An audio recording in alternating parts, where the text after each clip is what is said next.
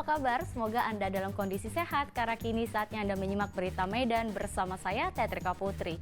Sejumlah berita menarik akan kami sajikan untuk Anda. Berikut 3 berita utama hari ini. Mobil seorang kepala desa terjun ke dalam jurang sedalam 15 meter di sekitar Danau Toba. Korban ditemukan meninggal dunia.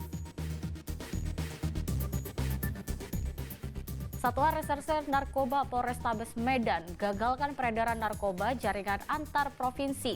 2 kg sabu-sabu disita. Olahraga panahan semakin menarik banyak kalangan dari anak-anak hingga orang dewasa.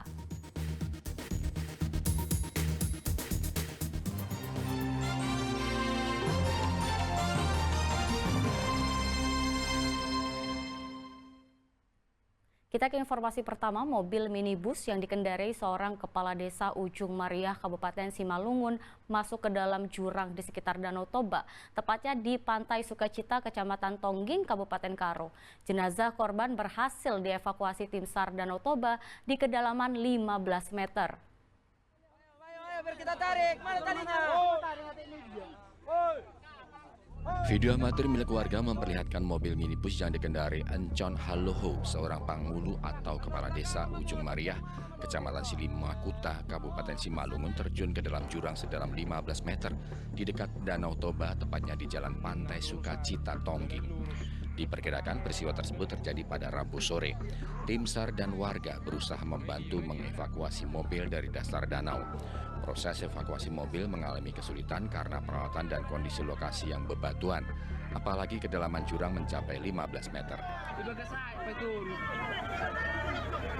Jelang malam hari, tim SAR berhasil mengangkat jenazah korban dari dasar jurang untuk dibawa ke rumah sakit terdekat di Kabanjahe, Kabupaten Karo.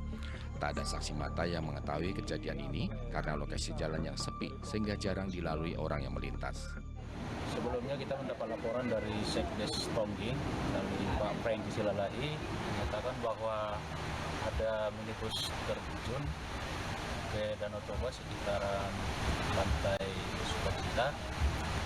Dan setelah itu tidak lama kemudian tim Posar atau tim rescue Posar Danau Toba meluncur dari Ajibata sekitar 1 jam tiba di lokasi kejadian. Setelah itu tim langsung melakukan pencarian di lokasi dan korban pun akhirnya ditemukan oleh tim SAR gabungan sekitar pukul 19.55.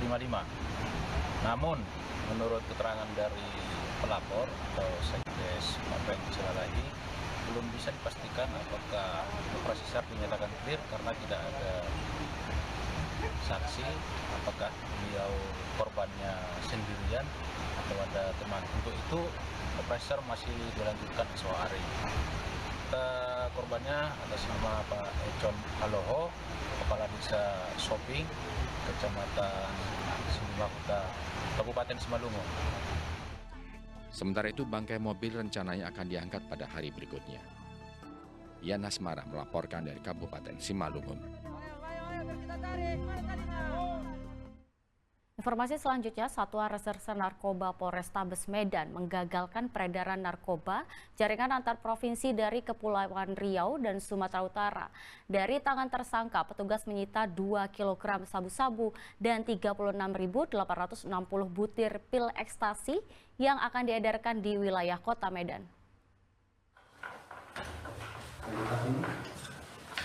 Petugas unit IDIK 2 Satuan Reserse Narkoba Polrestabes Medan menggerebek gudang narkoba milik pelaku berinisial F berusia 32 tahun yang kini sudah ditetapkan sebagai tersangka di Jalan Bangun Mulia, Desa Saibraskata, Kecamatan Sungga, Kabupaten Deli Serdang pada 27 Juli lalu. Petugas yang sudah menyelidiki kasus ini sejak beberapa bulan sebelumnya kemudian melakukan penggerbekan di tempat tinggal tersangka di Kecamatan Sunggal, Kabupaten Deli Serdang. Saat digerebek, petugas menemukan 2 tas besar berwarna hitam tempat penyimpanan narkoba jenis sabu-sabu seberat 2 kg dan 36.860 butir pil ekstasi. Kapolrestabes Medan menyatakan pelaku F ini mengaku mendapatkan narkoba dari wilayah Kepulauan Riau melalui gembong narkoba berinisial W yang saat ini masih dalam pengejaran polisi.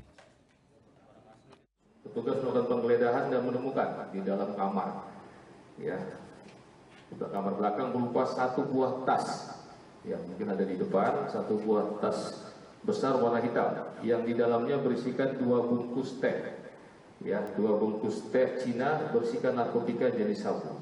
Pengakuan dari tersangka inisial F ini sudah melakukan sejak tahun 2022. Ya, informasi dari penyidik bahwa barang ini didapatkan dari luar kota Medan, yaitu di Kepulauan Riau, ulangi Kepulauan Kepri, ya Kepulauan Riau. Ya, ini di atasnya ini ada inisial W.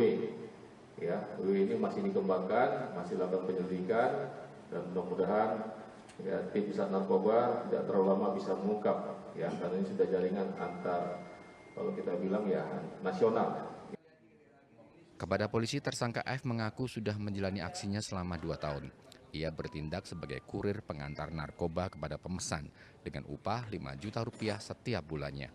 Pelaku diancam pasal tentang narkoba dengan ancaman hukuman minimal 20 tahun penjara dan maksimal hukuman seumur hidup atau hukuman mati. Muhammad Hamdani melaporkan dari Medan. Ya, tim gabungan Badan Narkotika Kota, Polres, dan Lembaga Permasyarakatan Kelas 2B Tanjung Balai merazia seluruh blok hunian warga binaan. Meski tidak ditemukan adanya narkoba, namun masih ditemukan barang terlarang berupa senjata tajam, gunting, hingga korek gas pemantik api. Satu persatu hunian blok Lembaga Pemasyarakatan Kelas 2B Tanjung Balai disisir petugas gabungan. Sebelum dilakukan penggeledahan, seluruh penghuni dikumpulkan dalam satu tempat, yaitu aula lapas. Petugas kemudian memeriksa kamar hingga lemari penyimpanan warga binaan satu persatu. Penyisiran berlangsung lebih kurang selama 3 jam. Petugas hanya menemukan pisau, gunting, pemantik api, headset, serta baterai handphone.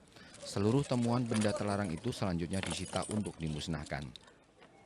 Kepala Lapas Kelas 2B Tanjung Balai mengatakan pemeriksaan kamar hunian warga binaan ini merupakan razia rutin. Kali ini penggeledahan tidak hanya dilakukan oleh sipir, namun juga melibatkan aparat penegak hukum dari BNN Kabupaten dan Polres Tanjung Balai. Gabungan bersama dengan BNNK Kota Tanjung Balai dan Polres Tanjung Balai, tentunya Lapas Tanjung Balai Asahan sendiri sebagai inisiasi kegiatan yang kita lakukan pada sore hari ini. Ini sebagai bentuk kegiatan ini adalah sinergi kita dengan APH untuk pencegahan peredaran gelap narkoba di Lapas Tanjung Balai Asahan. Sama seperti yang kita saksikan hari ini, bahwasanya masih terdapat beberapa barang-barang yang tidak seharusnya dimiliki oleh narapidana, warga binaan, ya berupa sajam, mancis, gunting, dan ada gesper. Tapi satu hal yang pasti, seperti yang disampaikan oleh teman-teman dari Polres dan BNN, hasil razia hari ini tidak ditemukan narkoba. Ini sekali lagi kita percaya bahwasanya di dalam proses kunjungan, dalam proses penggeledahan yang selama ini sudah dilakukan oleh teman-teman lapas, ini berjalan lebih baik. Dan tentunya ini menjadi sebuah perbaikan lagi ke depan, sehingga barang-barang yang kita dapatkan hari ini bisa semakin diminimalkan, sehingga situasi lapas Tanjung Balai Asahan semakin hari semakin lebih baik. Lapas Kelas 2B Tanjung Balai dihuni lebih dari 1.300 warga binaan dari kapasitas yang seharusnya hanya 1.000 orang. Penghuni lembaga pemasyarakatan ini didominasi oleh pelaku kasus penyalahgunaan narkoba. Tuti Alawiyah Lubis melaporkan dari Tanjung Balai.